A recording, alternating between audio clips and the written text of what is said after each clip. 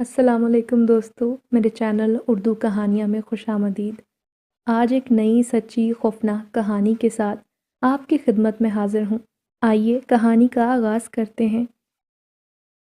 آسمان پر چمکتے ہوئے تاروں کو گھورتے ہوئے میں اپنی اس مشکلوں بھری زندگی کے بارے میں سوچ رہی تھی کہ آخر کب تک اماں لوگوں کے گھروں میں کام کر کے ذلت بھری زندگی جی کر مجھے اور خود کو پالیں گی۔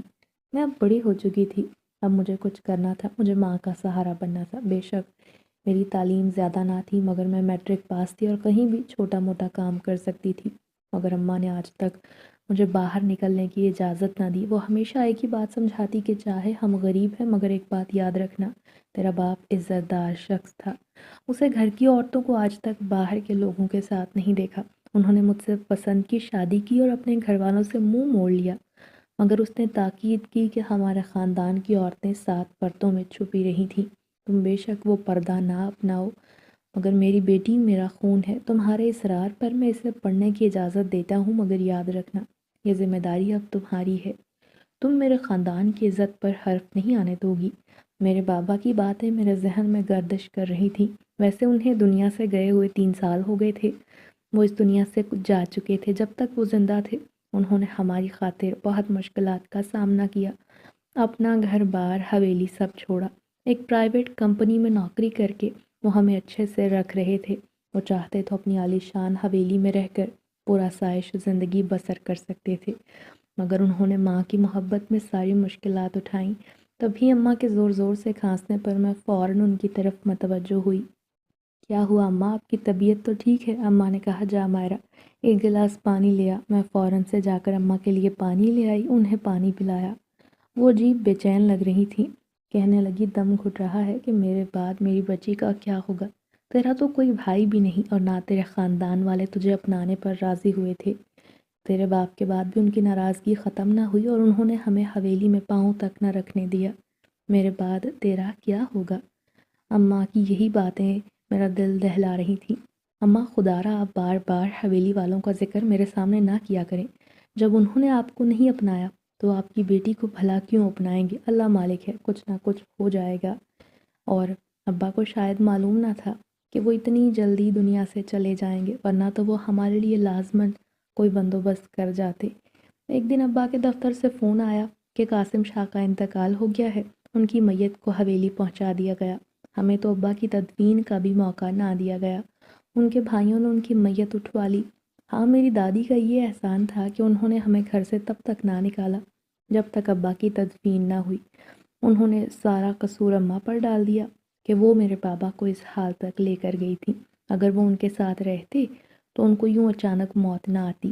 اس دن پہلی بار میں نے اپنا ددیال اور ددیال کے لوگ دیکھے تھے، اور وہ بھی صرف سرسری نظروں سے۔ میرے 2 بڑے تایا تھے اور ایک میرے بابا کے چھوٹے بھائی تھے، سارے شادی شدہ تھے، سب کے بچے تھے۔ بابا کا کمرہ آج تک وہاں بند پڑا تھا۔ دادا کا انتقال بہت پہلے ہو چکا تھا، مگر تب میری ماں کی شادی ہو گئی تھی۔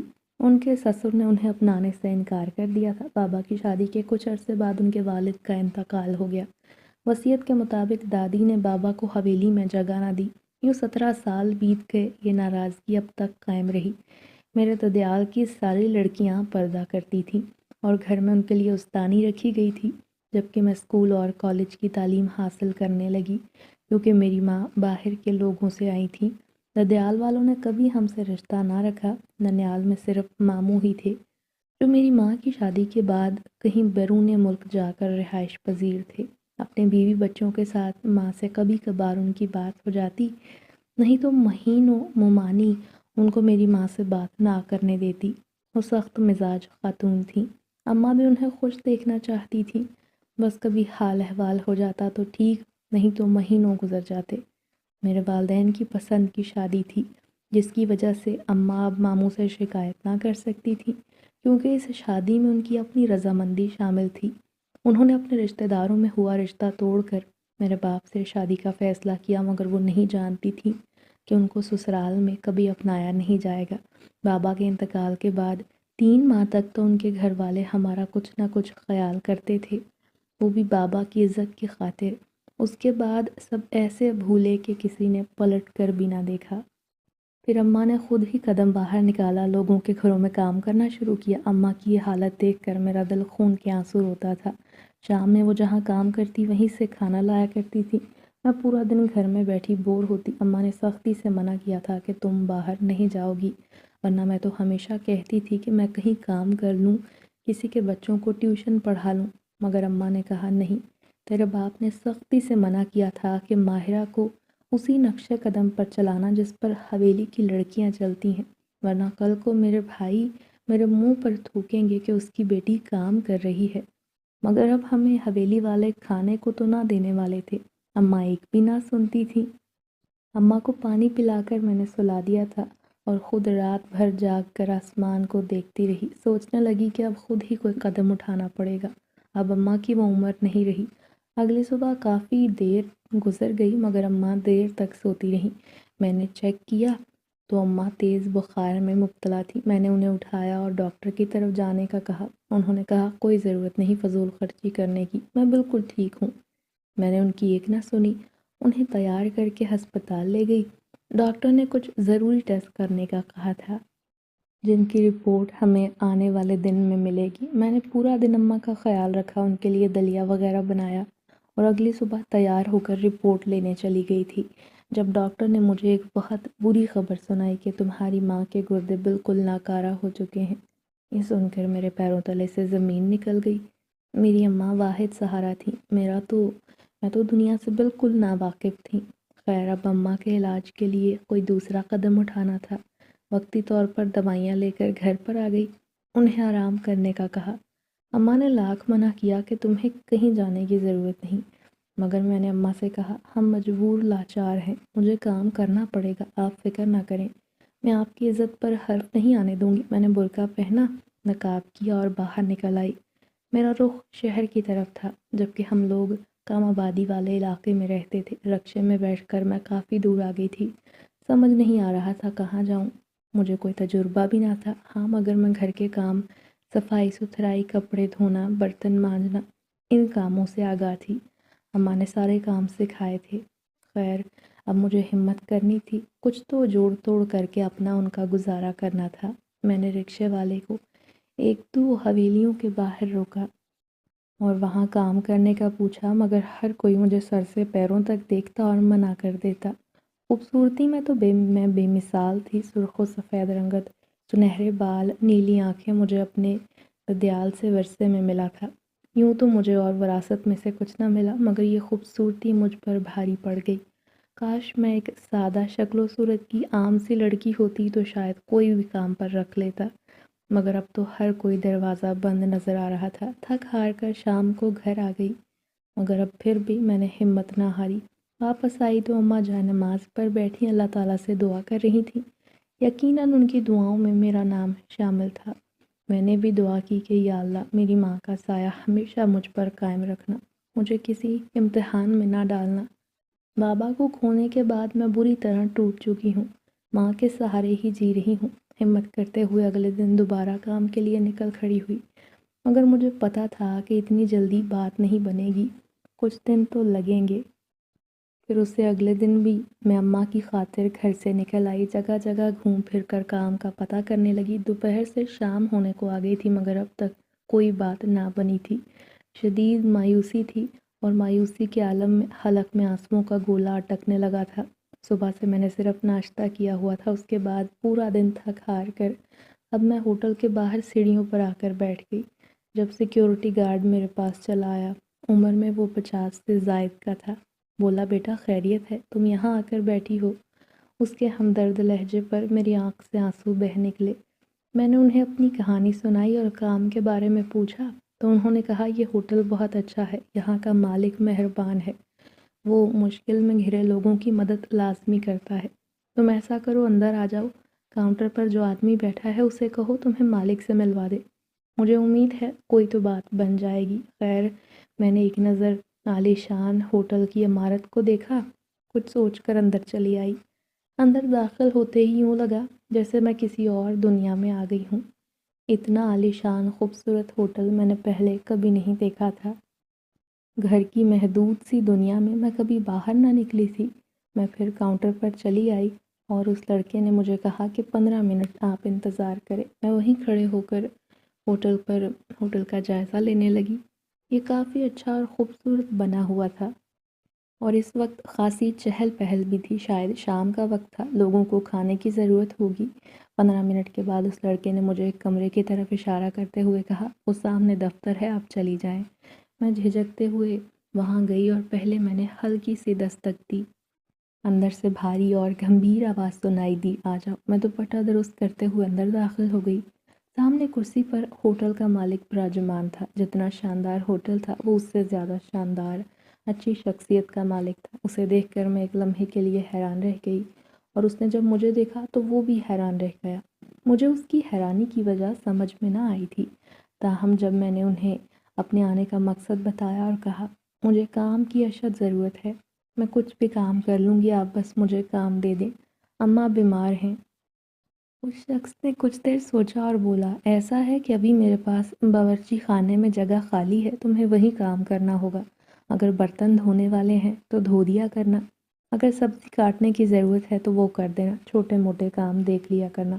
اس نے قدرے لاپرواہی سے کہا اور مجھے دیکھنے لگا۔ میں نے کچھ بھی سوچے سمجھے بغیر فوراً ہاں کہہ دی۔ تنخواہ کے بارے میں اس نے خود بتایا، جو کہ میری توقع سے زیادہ تھی۔ میں خوشی خوشی باہر آئی اور سب سے پہلے گارڈ کا شکریہ ادا کیا، جس کی بدولت مجھے کام ملا تھا۔ خوشی خوشی گھر پہنچی۔ مغرب ہونے میں کچھ ہی وقت باقی تھا۔ گھر آ کر دیکھا تو اماں پریشانی سے ٹہل رہی تھی۔ مجھے دیکھ کر ان کی سانس بحال ہوئی۔ ارے ماہرہ بیٹا، کب سے یہاں چکر لگا رہی ہوں، آخر اتنی دیر کہاں لگا دی؟ میں نے انہیں پورے دن کی روداد کہہ سنائی اور کہا، اماں اب مجھے کام مل گیا ہے، اب آپ اپنا دل مضبوط کر لیں، مجھے روز باہر جانا پڑے گا اور آپ کو خود کو مضبوط رکھنا ہوگا۔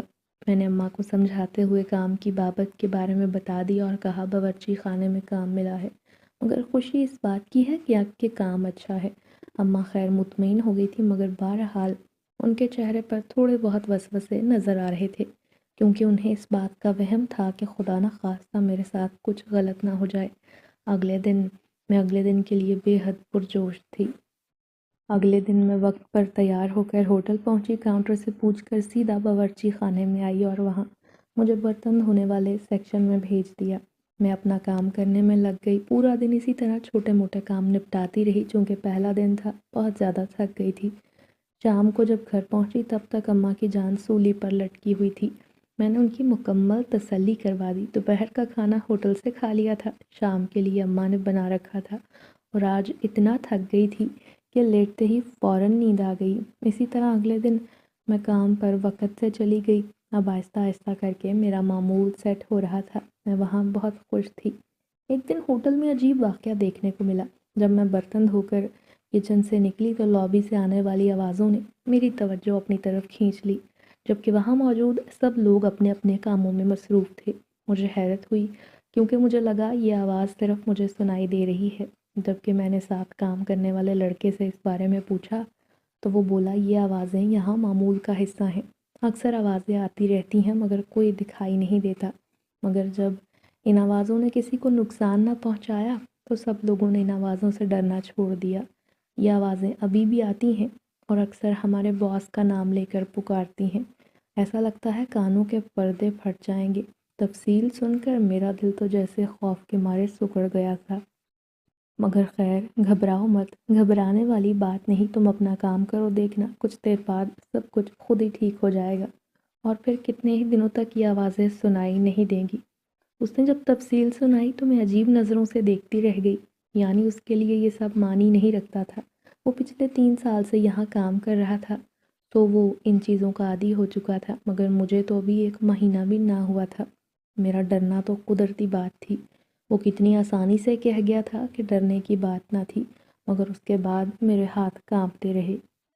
گھر واپسی پر بھی میرا دل انتہائی خوف زدہ رہا۔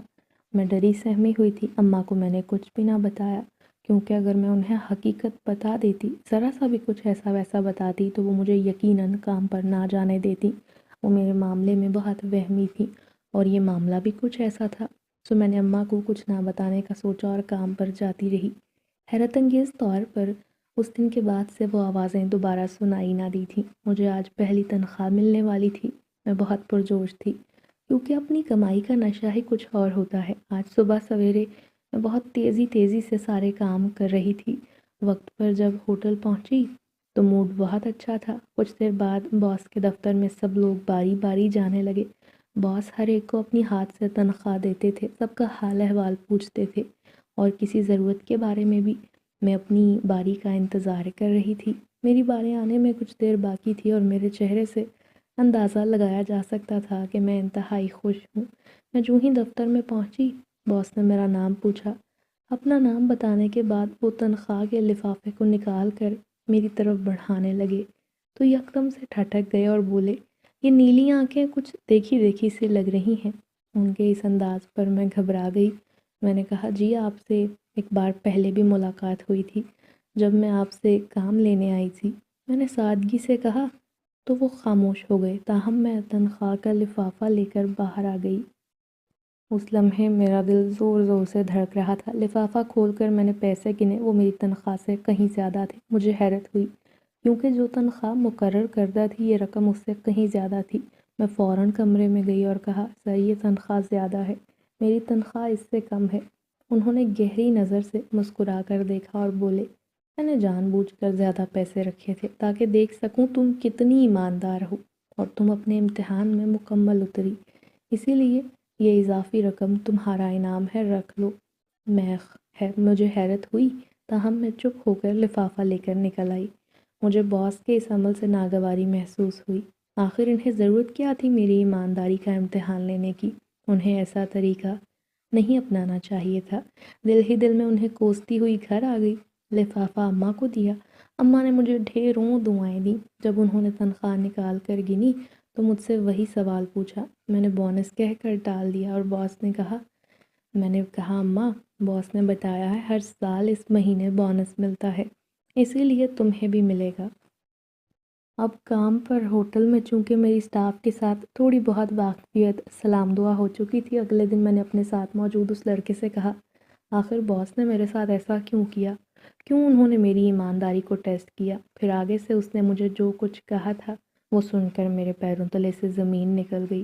اس لڑکے کا کہنا تھا کہ ماہرہ، باس ہر نئے آنے والے ملازم کے ساتھ ایک بار ایسا لازمی کرتے ہیں، کیونکہ باس انسان نہیں، وہ ہمیشہ لوگوں کی بھلائی، لوگوں کے کام آنے کو ترجیح دیتا ہے۔ یہی وجہ ہے کہ جب کوئی جھوٹ بول کر وہ رقم رکھ لیتا ہے تو باس اسے فوراً نوکری سے نکال دیتے ہیں، اور جو کوئی ایمانداری دکھا کر یہاں رک جاتا ہے باس اسے آگے چل کر مختلف قسم کے فائدے پہنچاتے ہیں۔ یہی وجہ ہے کہ انہوں نے تمہارا امتحان لیا۔ اس لڑکے نے آگے مجھے کیا تفصیل بتائی، کچھ میرے پلے نہ پڑا، مگر میری جان تو پہلے جملے پر اٹک گئی تھی جب اس نے بتایا کہ وہ انسان نہیں اور اس کا تعلق جنات کی دنیا سے ہے۔ یہ بھیانک انکشاف سننے کے بعد اب ارد گرد کا ماحول بھی مجھے خاصا پراسرار اور بھیانک لگنے لگا تھا۔ میرا دل ہی نہیں چاہتا تھا کہ یہاں رکوں اور کام کروں۔ چہرے پر اڑتی ہوائیاں دیکھ کر وہ لڑکا بولا، ارے تم تو ڈر گئی ہو، کیا تمہیں یہ بات معلوم نہیں تھی؟ میں نے کہا، نہیں۔ اچھا، اگر معلوم نہیں بھی تھا تو کوئی بات نہیں، پریشان نہ ہو، کیونکہ باس کسی کو تنگ نہیں کرتے، نہ کسی کو ڈراتے ہیں، اسی لیے تم خاموشی سے یہاں اپنا کام کرتی رہو۔ تمہیں کام کی ضرورت ہے اور باس کو کام کرنے والے کی، لہٰذا چپ چاپ اپنا کام کرو۔ اس نے مجھے سمجھانا چاہا تو میں چپ ہو گئی۔ کام کی تو مجھے ضرورت تھی، کیونکہ جب تک اماں کی صحت بحال نہ ہو جاتی تب تک میں یہ کام چھوڑنے کا سوچ بھی نہ سکتی تھی، اور مجھے نہیں پتا تھا جلد ہی مجھے باس کی مدد کی ضرورت پڑے گی۔ جب 2 دن کے بعد میں کام سے گھر گئی، اماں تکلیف کی شدت سے نڈھال تھیں۔ ان کے گردے میں شدید درد تھا جو نہ جانے کب سے ہو رہا تھا۔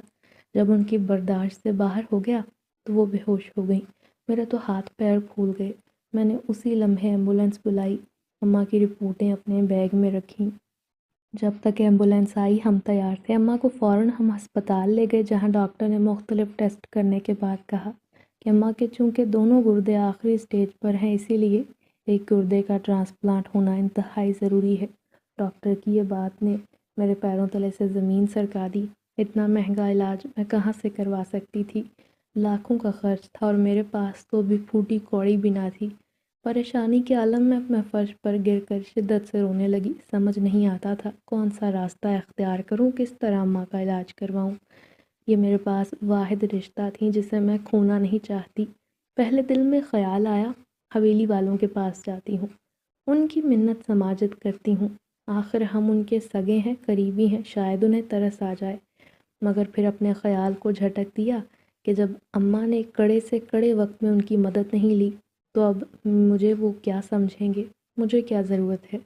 میں ہسپتال کے برآمدے میں رکھے ہوئے بینچ پر بیٹھی رو رہی تھی۔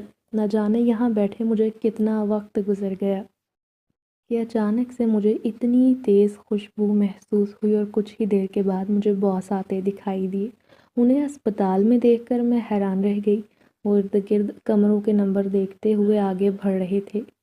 یکدم میرے قریب آ کر رکے اور بولے، تم میرے ہوٹل میں کام کرتی ہو نا؟ میں نے کہا جی۔ تب میری آنکھوں سے آنسو بہہ رہے تھے، گلے کی آواز رونے کے باعث بیٹھ چکی تھی۔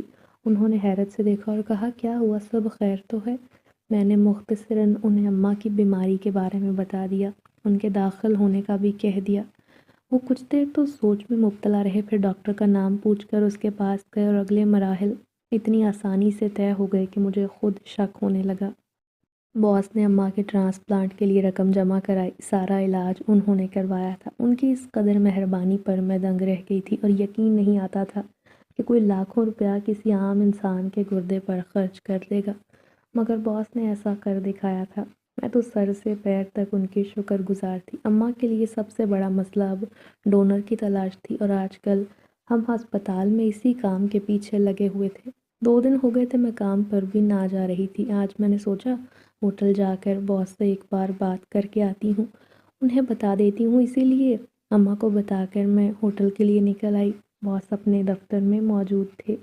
ان کے روبرو ہو کر میں نے اماں کی حالت کے بارے میں بتایا اور کہا مجھے کچھ دنوں کی چھٹی دے دیں تاکہ میں اماں کا اچھے سے خیال رکھ لوں۔ انہوں نے ایسا ہی کیا، مجھے چھٹی مل گئی۔ اگلے 2 روز میں اماں کے لیے ڈونر کا بھی انتظام ہو گیا تھا۔ سارے ٹیسٹ ہونے کے بعد اماں کا آپریشن ہو گیا۔ اس سب کے پیچھے جس کا ہاتھ تھا وہ میرے باس تھے۔ میں ان کی جتنی مشکور تھی وہ کم تھا۔ میرے لیے یہ بالکل حیران کن اور غیر معمولی تھا۔ مجھے امید نہ تھی کہ وہ میرا اتنا ساتھ دیں گے۔ نہ صرف انہوں نے پیسوں کے معاملے میں میرا ساتھ دیا تھا بلکہ ڈونر بھی تلاش کر دیا، اور پھر ٹھیک 1 ماہ تک اماں کی صحت بہت حد تک بہتری پکڑ چکی تھی۔ میں اب کام پر دوبارہ جانے لگی تھی۔ پہلے ہی دن جب میں کام پر گئی تو سب سے پہلی سیدھی باس کے کمرے میں آئی، ان کا شکریہ ادا کیا۔ حال احوال انہوں نے اماں کا پوچھا اور کہنے لگے شام کو جاتے وقت مجھ سے مل کر جانا۔ ان کا یہ کہنا مجھے عجیب سی بے چینی میں ڈال گیا تھا۔ میں پوچھنا چاہتی تھی کہ کیا بات ہے، مگر پھر خیال آیا کہ کہیں وہ برا نہ مان جائیں۔ پورا دن کام کے دوران بھی یہی خیال آتا رہا کہ نہ جانے انہوں نے کون سی بات کرنی ہے۔ خدا خدا کر کے شام ہوئی، میں ان کے کمرے میں گئی اور ان سے پوچھا۔ انہوں نے اپنے دراز سے لفافہ نکال کر مجھے پکڑاتے ہوئے کہا، جاتے وقت اپنی والدہ کے لیے کچھ پھل وغیرہ لے جانا، اس میں کچھ رقم ہے۔ ان کی اس قدر عنایت پر میری آنکھیں ایک بار پھر سے بھیگ گئیں۔ میں نے ان کا شکریہ ادا کیا۔ وہ بولے، مجھے تم کسی اچھے گھرانے کی لگتی ہو، یہاں کام کیوں کر رہی ہو؟ آخر ایسی بھی کیا مجبوری ہے؟ میں نے گہری سانس بھرتے ہوئے انہیں اپنی زندگی کی تفصیل سنا دی تو وہ کہنے لگے، ویسے تو حویلی پر تمہارا بھرپور حق ہے کیونکہ تمہارے ابا حویلی کے وارث ہیں۔ اگر تم چاہو تو ان لوگوں پر کیس کر سکتی ہو، اپنے حالات کو بہتر بنا سکتی ہو، لیکن اگر تمہاری اماں نہیں مانتی تو پھر تمہاری مرضی۔ اس دن گھر واپسی پر میں اماں کے لیے ڈھیروں پھل لے کر گئی تھی جو دیکھ کر اماں حیران رہ گئی۔ پھر جب میں نے باس کے بارے میں بتایا اور ان کی گئی تاکید کا کہا تو اماں بھی انہیں بے حد دعائیں دینے لگیں۔ اماں تیزی سے صحت پکڑ رہی تھیں، جبکہ مجھے ہوٹل میں کام کرتے ہوئے تقریباً 1 سال کا عرصہ ہونے والا تھا۔ یہاں میں بہت خوش تھی، میرا دل لگ گیا تھا۔ مجھے اب ہوٹل اپنے دوسرے گھر کی طرح محسوس ہوتا تھا۔ آتے جاتے اکثر باس سے ٹکراؤ ہو جاتا یا جب پھر مہینے کے بعد تنخواہ لینے جاتی تو باس کی گہری نظریں اکثر مجھے محسوس ہوتیں۔ مجھے ان سے ایک عجیب سی انسیت محسوس ہونے لگی تھی۔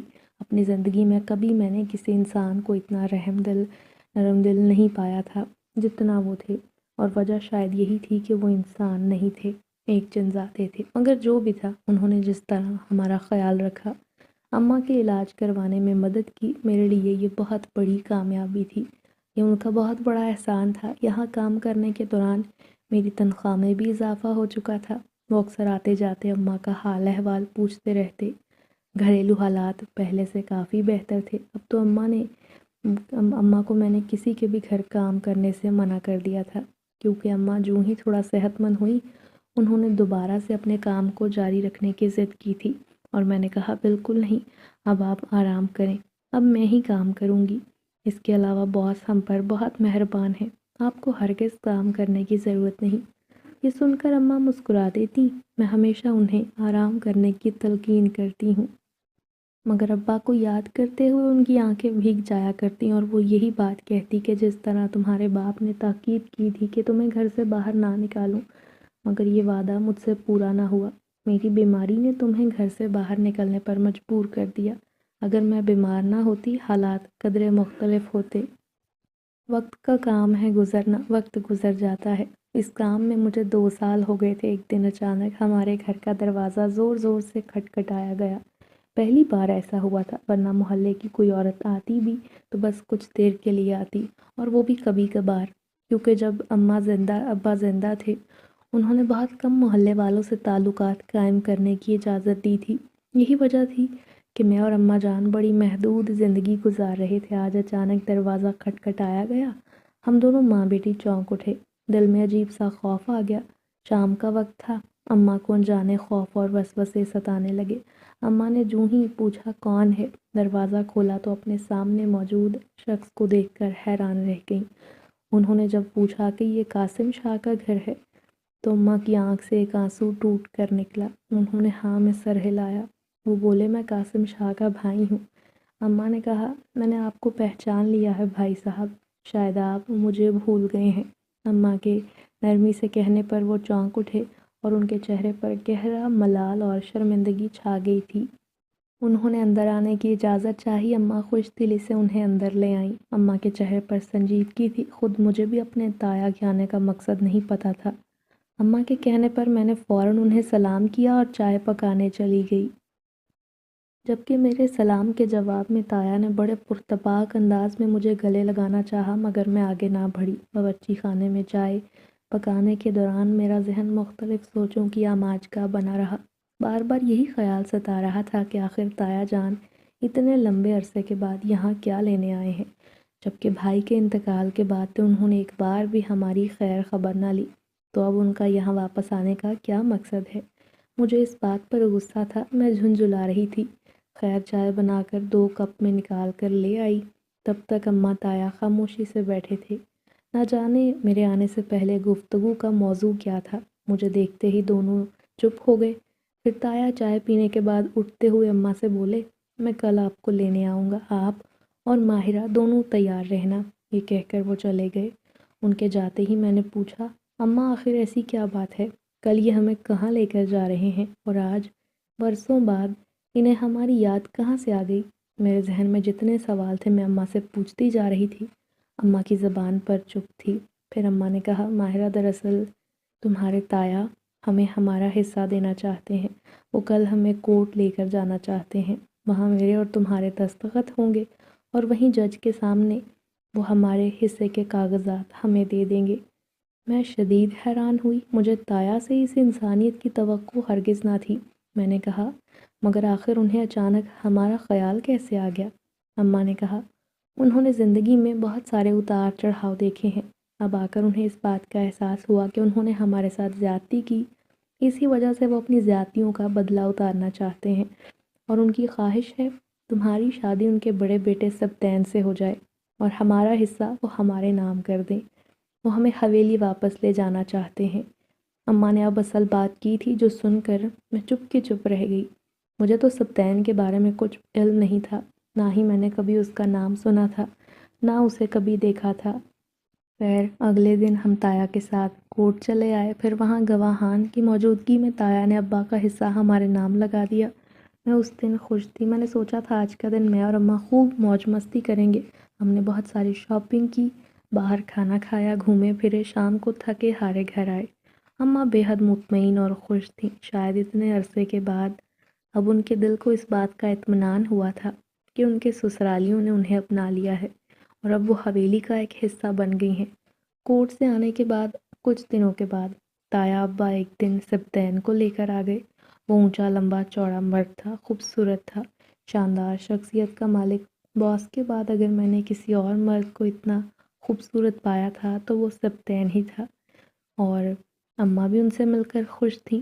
تایا نے موقع پر میرے ہاتھ پر رقم رکھ کر شگن دے دیا اور 3 ماہ بعد ہماری شادی حویلی میں ہونا قرار پائی۔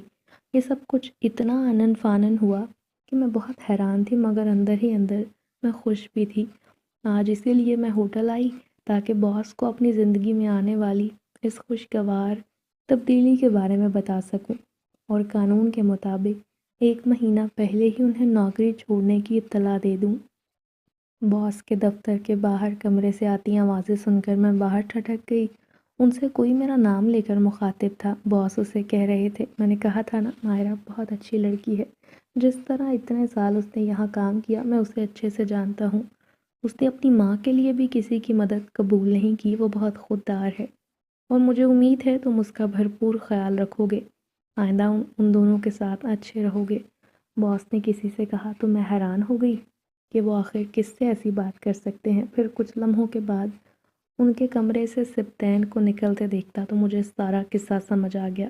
باس نے ہی تایا اور سبتین کو ہمارے بارے میں بتا کر انہیں اس بات کا احساس دلایا تھا کہ ہم ماں بیٹی کتنی پریشان حال زندگی گزار رہے ہیں۔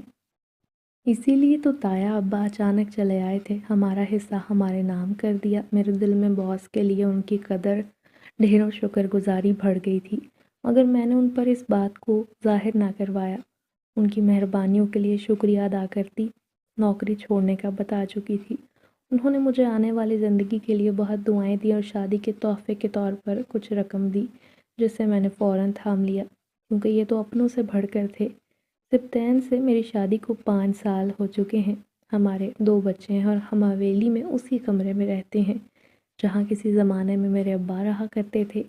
حویلی آ کر میں بڑی خوش ہوں، اور مجھ سے زیادہ خوش اماں ہیں۔